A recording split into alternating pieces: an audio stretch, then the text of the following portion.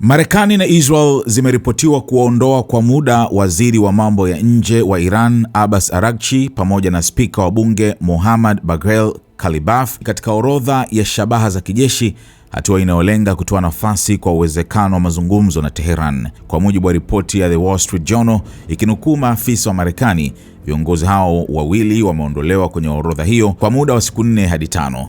Hatua hiyo inaonekana kama ishara kwamba utawala wa Rais Donald Trump uko wazi kwa mazungumzo, ingawa maafisa wanaonya kuwa uwezekano wa kufanikiwa ni mdogo kutokana na tofauti kubwa za misimamo kati ya Marekani na Iran. Wakati huo huo, Iran imewaeleza wapatanishi kuwa makubaliano yoyote ya kusitisha vita lazima yajumuishe pia kusitishwa kwa mapigano kati ya Israel na Hezbollah nchini Lebanon. Kwa mujibu wa vyanzo vya kikanda, Tehran inasisitiza kuwa suluhu ya vita inapaswa kuhusisha pia kumalizika kwa mashambulizi dhidi ya makundi washirika wake katika eneo hilo.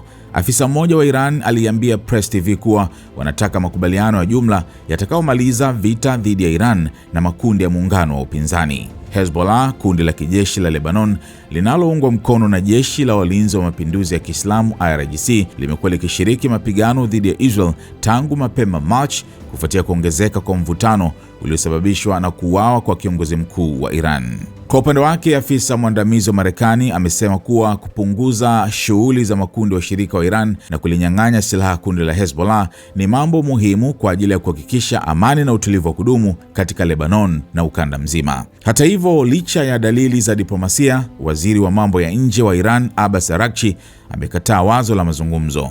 Akizungumza katika televisheni ya taifa, amesema sera ya Iran ni kuendelea na mapambano. Kwa sasa sera yetu ni kuendelea na upinzani, hatuna nia ya kujadiliana, alisema Araghchi, akiongeza kuwa kuzungumzia mazungumzo katika hali ya sasa ni kukubali kushindwa. Pia alizungumzia hali ya mlango wa Hormuz, akisema kuwa uko wazi kwa mataifa rafiki lakini umefungwa kwa maadui wa Iran. Hakuna sababu ya kuruhusu meli za maadui wetu na washirika wao kupita, alisema, akiongeza kuwa Iran imehakikisha usafiri salama kwa meli za nchi rafiki.